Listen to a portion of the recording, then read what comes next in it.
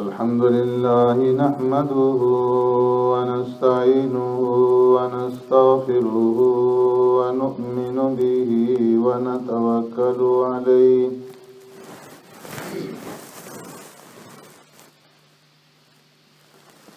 ونعوذ بالله من شرور أنفسنا ومن سيئات أعمالنا من يهدي الله فلا مضل له ومن يضلله فلا هادي له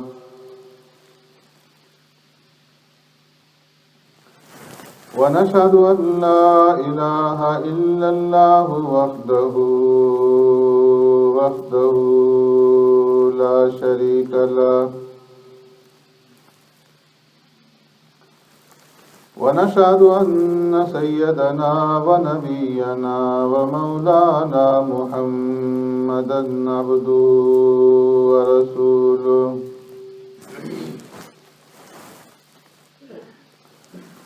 أرسله الله إلى كافة للناس بشيرا ونذيرا وداعيا إلى الله بإذنه وسراجا منيرا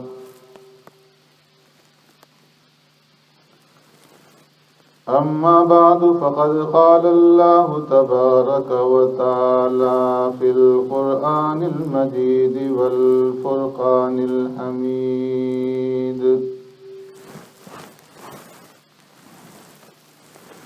فأعوذ بالله من الشيطان الرجيم بسم الله الرحمن الرحيم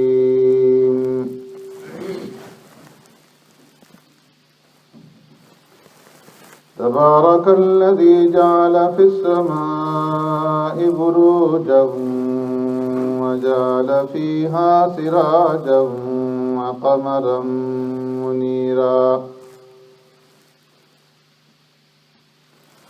وهو الذي جعل الليل والنهار خلفة لمن أراد أن يذكر أو أراد شكورا وعباد الرحمن الذين يمشون على الأرض هونا وإذا خاطبهم الجاهلون قالوا سلاما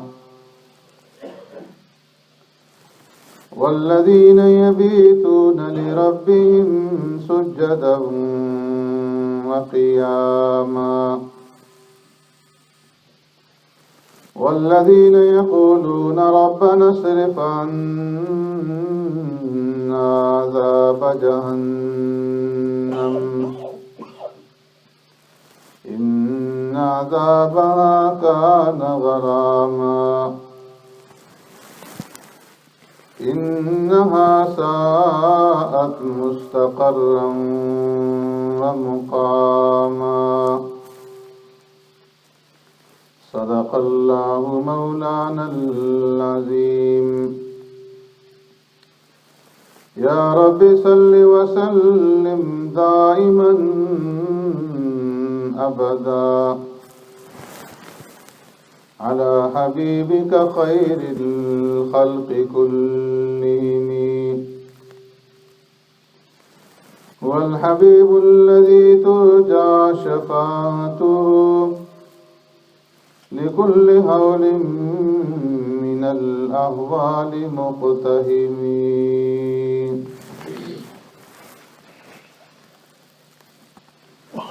تبارك الذي جعل في السماء بروجا بہت ہی بابرکت ہے، عالی شان ہے وہ ذات جس نے بنایا آسمان میں برج وجعل فيها سراجا وقمرا منيرا اور بنایا اس میں چراغ اور چمکتا ہوا چاند وهو الذي جعل الليل والنهار، اور وہی ذات ہے جس نے بنایا رات اور دن کو، خلفة لمن اراد ان يذكر او اراد شکورا، ایک دوسرے کے پیچھے آنے جانے والے، ان لوگوں کے لیے جو چاہیں نصیحت حاصل کرنا یا چاہیں شکر ادا کرنا۔ وعباد الرحمن الذين يمشون على الارض هونا، اور رحمان کے بندے وہ ہیں جو چلتے ہیں زمین پر عاجزی سے۔ وَإِذَا خَاطَبَهُمُ الْجَاهِلُونَ، اور جب مخاطب ہوتے ہیں ان سے جاہل لوگ، قَالُوا سَلَامًا، تو کہتے ہیں ہمارا سلام ہے۔ وَالَّذِينَ يَبِيتُونَ لِرَبِّهِمْ، اور وہ لوگ جو رات گزارتے ہیں اپنے پروردگار کے سامنے، سجدًا وقیاما، سجدے کی حالت میں اور قیام کی حالت میں۔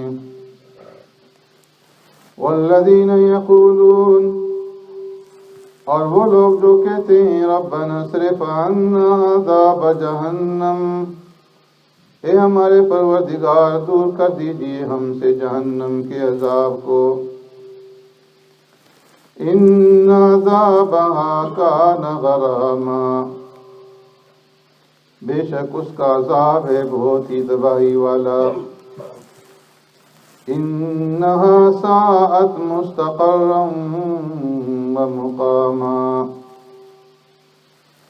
بے شک بہت ہی بری ہے وہ ٹھہرنے کی جگہ اور مقام۔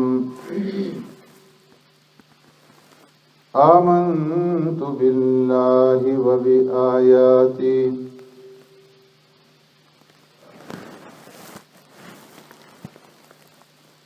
میرے محترم دوستوں، بزرگوں، بھائیوں،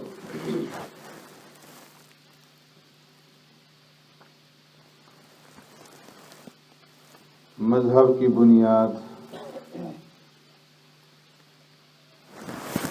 تین چیزوں پر ہے۔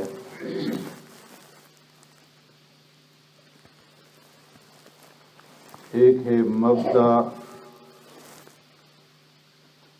دوسرا معاد اور تیسرا میعاد۔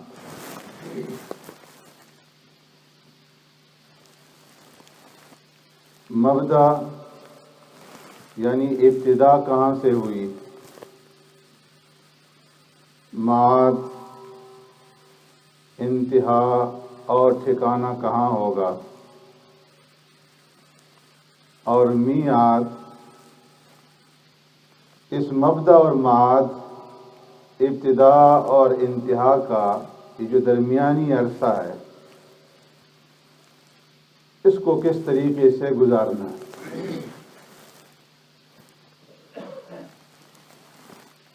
اور ان تینوں باتوں کا جواب اللہ رب العزت نے اس رکوع کے اندر دیا ہے، جس کی چند آیتیں میں نے آپ حضرات کے سامنے تلاوت کی۔ سب سے پہلے اللہ رب العزت نے مبدأ کا ذکر کیا کہ اس کائنات کے اندر رہنے والی مخلوقات کی اور اس انسان کی ابتدا کہاں سے، تو فرمایا تبارک الذی جعل فی السماء بروجا، بابرکت ہے وہ ذات کہ جس نے آسمانوں کے اندر برج بنائے، بڑے بڑے ستارے اور سیارے بنائے، اور ان ستاروں میں سے دو بہت بڑے ستارے، سراجن چراغ یعنی سورج وقمرا منیرا، اور روشنی دینے والا چاند،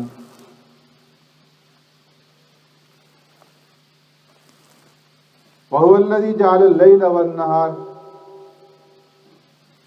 اور وہ بابرکت ذات جس نے آسمانوں میں برج بنائے، چاند اور سورج بنائے، ستارے بنائے، تو اس کے ساتھ ساتھ جب ان برجوں سے یہ ستارے گزرتے ہیں، چاند اور سورج، تو اس کے نتیجے میں رات اور دن پیدا ہوتے ہیں، اور رات اور دن کو خلفتاً ایک دوسرے کے پیچھے لگا دیا، ایک دوسرے کا خلیفہ بنا دیا، کہ دن آتا ہے تو رات چلی جاتی ہے، رات آتی ہے تو دن چلا جاتا ہے، یہ ایک دوسرے کے پیچھے آتے جاتے ہیں۔ اور ان تمام چیزوں کے اندر آسمان اور زمین کی پیدائش میں، چاند اور سورج اور ستاروں کی پیدائش میں، رات اور دن کے اختلاف میں نصیحت ہے ان لوگوں کے لیے جو نصیحت حاصل کرنا چاہیں، جو اس ذات کی جس نے ان تمام چیزوں کو پیدا کیا، اس کی قدرت کے اندر غور و فکر کرنا چاہیں، اور جو شکر ادا کرنا چاہیں۔ تو بتا یہ دیا کہ مبدا انسان کی اور ساری مخلوقات کی اور اس کائنات کی وہ ذات ہے جس ذات نے ان تمام چیزوں کو پیدا کیا۔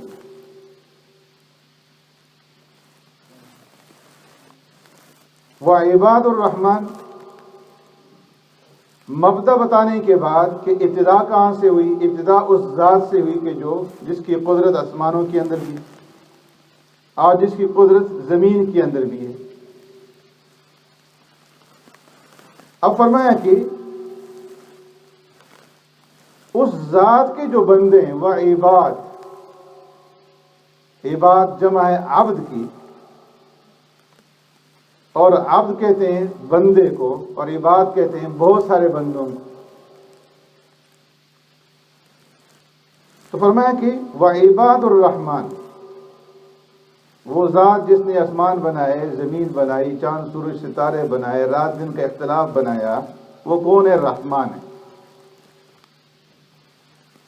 اور جو رحمان کے بندے ہیں، اس میں اللہ نے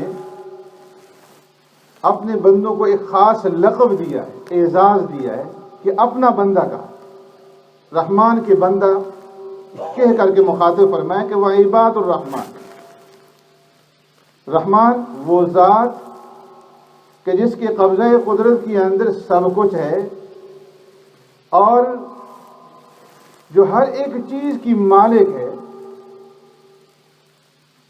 اس رحمان کے جو بندے ہیں ان بندوں کی شان ہی ہے الذین یمشون علی الارض ہونا۔ ان کی صفات بیان کی جا رہی ہیں کہ پہلی صفت تو ان کا بندہ ہونا ہے، اور بندہ کا معنی ہے بندگی کرنے والا۔ تو جس طرح بندہ، عبد، غلام اپنے آقا کا، اپنے مالک کا تابع ہوتا ہے، اور اپنے آقا اور مالک کی مرضی کے مطابق وہ زندگی گزارتا ہے، اس کے سارا کام کاج، اس کا اٹھنا بیٹھنا سب مالک کی مرضی کے مطابق ہوتا ہے، اسی طریقے سے جو رحمان کے بندے ہیں تو ان کی زندگی بھی اپنی مرضی کے مطابق نہ ہو بلکہ اپنے مالک کی مرضی کے مطابق۔ پھر رحمان کے اندر اس بات کی طرف اشارہ کر دیا کہ جس طرح وہ ذات صفت رحمت سے متصف ہے، اسی طرح بندوں کے اندر بھی رحمت والی صفات کا پایا جانا جو رحمان کے بندے ہیں یہ ضروری ہے.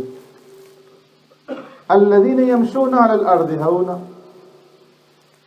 فرمایا رحمان کے بندے وہ ہیں جب وہ زمین پر چلتے ہیں، گھر سے باہر نکلتے ہیں، زمین پر قدم رکھتے ہیں، یمشون علی الارض ہونا، تو وہ عاجزی کے ساتھ اور انکساری کے ساتھ زمین کے اوپر چلتے ہیں. ان کی چال کے اندر تکبر اور غرور نہیں ہوتا.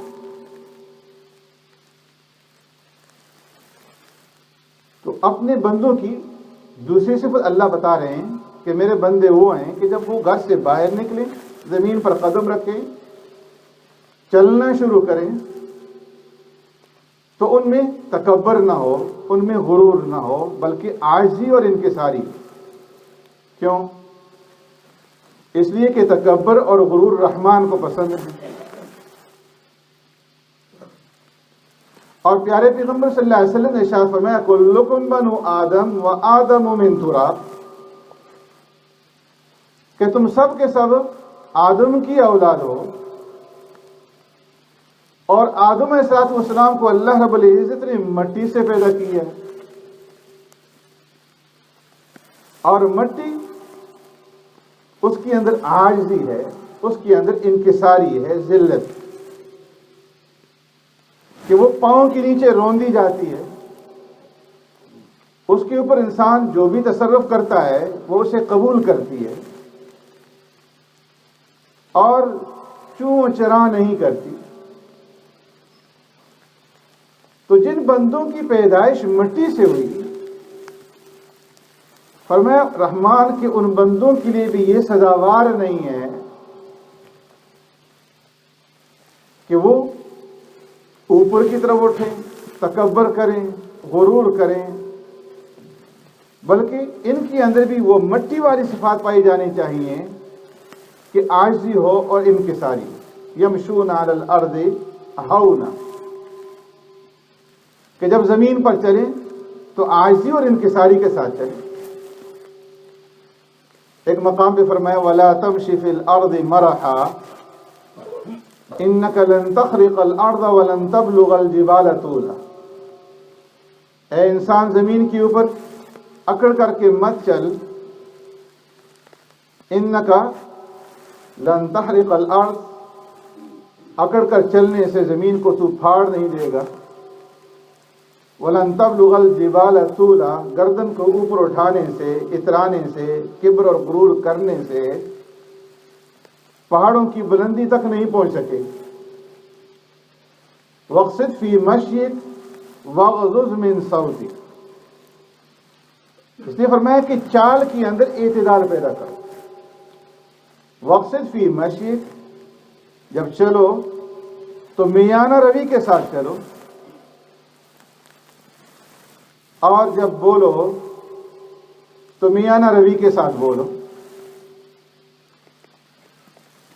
تو فرمایا کہ سب سے پہلی صفت یہ ہے کہ انسان کے اندر عاجزی پیدا ہو جائے، انکساری پیدا ہو جائے، وہ رحمان کا بندہ بن جائے، اور بندگی والی کیفیات اس کے اندر پیدا ہو جائے. راستے پہ چلے تو عاجزی اور انکساری کے ساتھ چلے، کہ جب انسان عاجزی اور انکساری اختیار کرے گا تو ہر ایک کے دل کے اندر اس کا احترام ہوگا، اس کی عزت ہوگی. من تواضع للہ رفعہ اللہ، جو اللہ کے لیے اپنے آپ کو جھکا دے گا، عاجزی اختیار کرے گا، انکساری اختیار کرے گا، اللہ اسے بلند کر دیں گے. اور جو انسان بڑائی اختیار کرے گا، تکبر اور غرور اختیار کرے گا، تو اسی مجلس کے اندر ہاتھوں ہاتھ جو ہے اس کا بدلہ دے دیا جائے گا اور اس کو ذلیل کر دیا جائے گا. تو فرمایا غرور کرنے والے کو کوئی پسند نہیں کرتا. اس لیے فرمایا کہ انسان مٹی سے پیدا ہوا ہے، اس انسان کو ہر وقت اپنی اصلیت اپنے سامنے رکھنی چاہیے.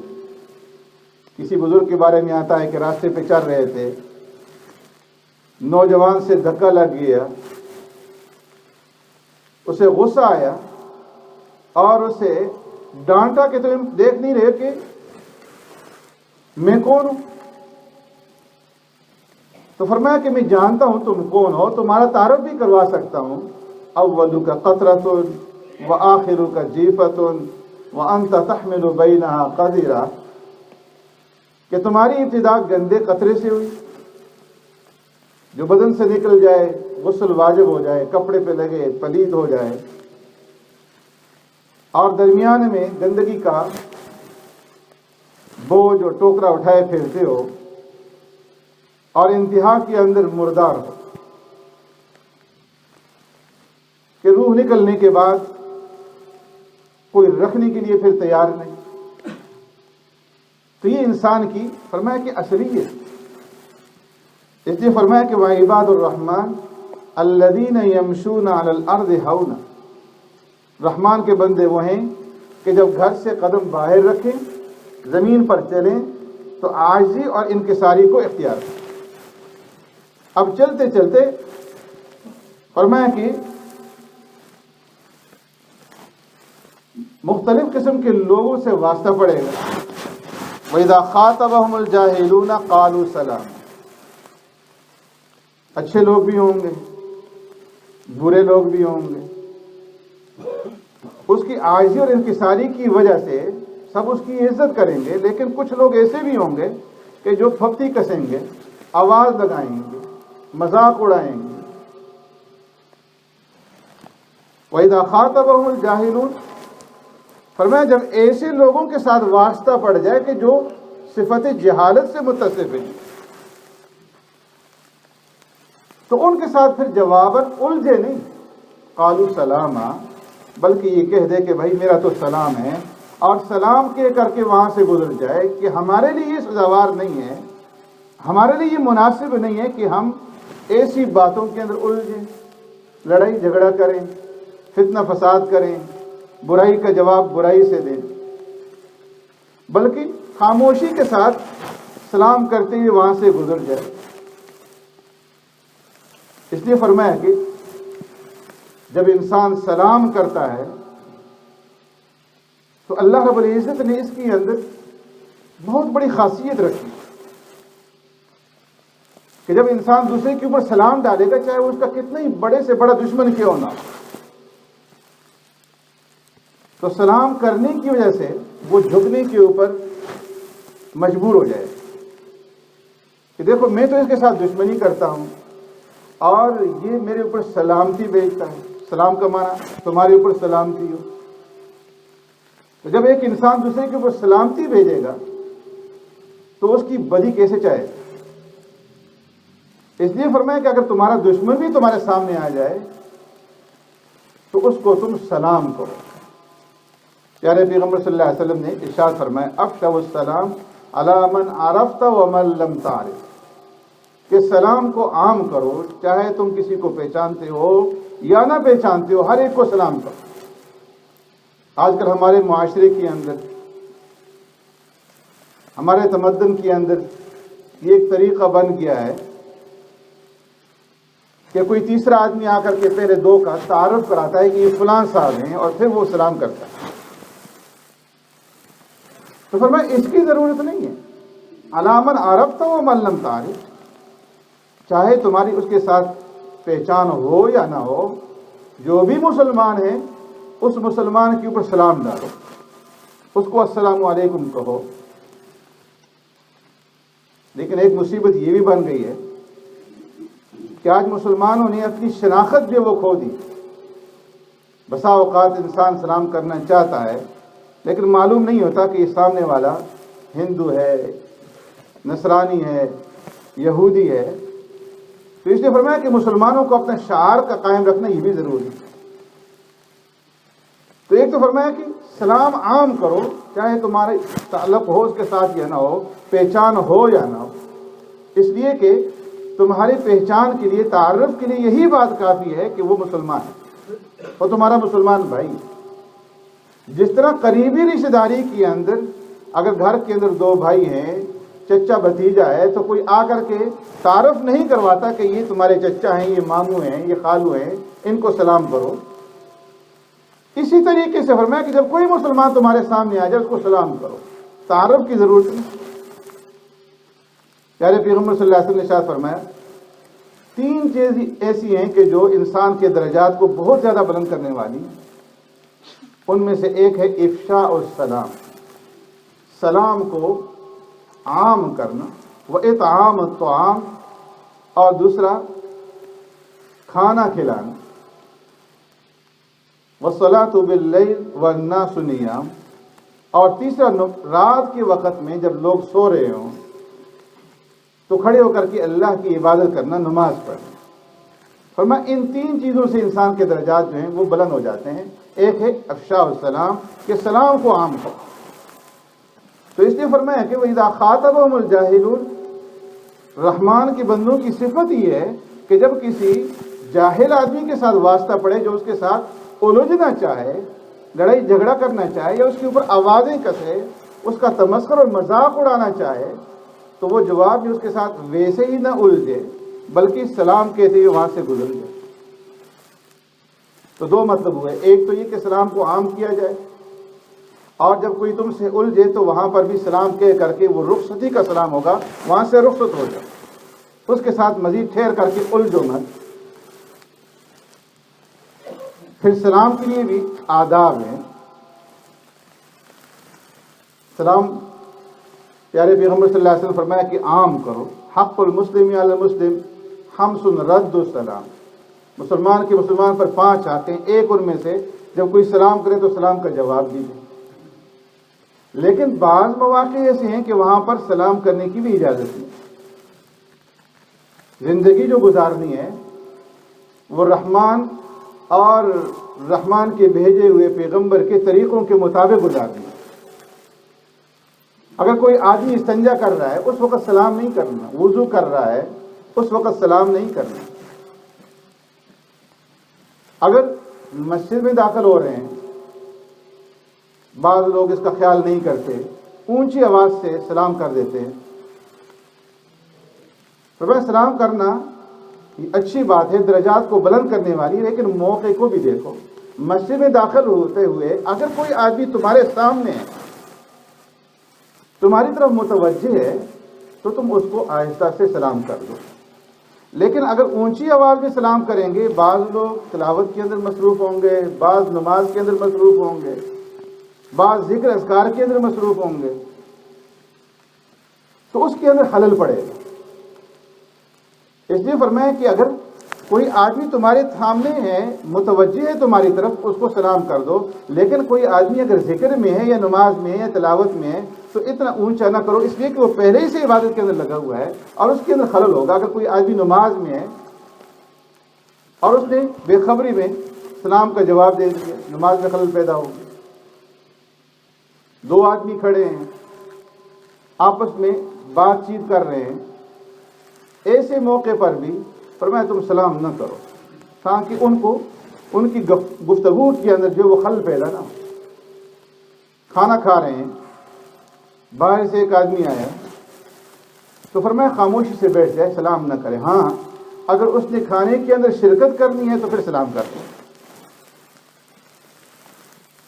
تو اس نے فرمایا کہ ایمان والوں کی، رحمان کے جو بندے ہیں، ان کی دوسری صفت یہ ہے وَإِذَا خَاطَبَهُمُ الْجَاهِلُونَ، پہلی یہ کہ جب راستے پہ چلیں عاجزی اور انکساری اختیار کریں، تکبر اور غرور سے اپنے آپ کو بچائیں۔ اور دوسری یہ کہ جب ان کے ساتھ کوئی انسان ایسا آ جائے جو الجھے ان کے ساتھ، تو جواب میں ان کے ساتھ الجھے نہیں بلکہ سلام کرتے ہوئے وہاں سے گزر جائیں۔ سبحانک اللہم و بحمدک، نشہد ان لا الہ الا انت، نستغفرک و نتوب الیک۔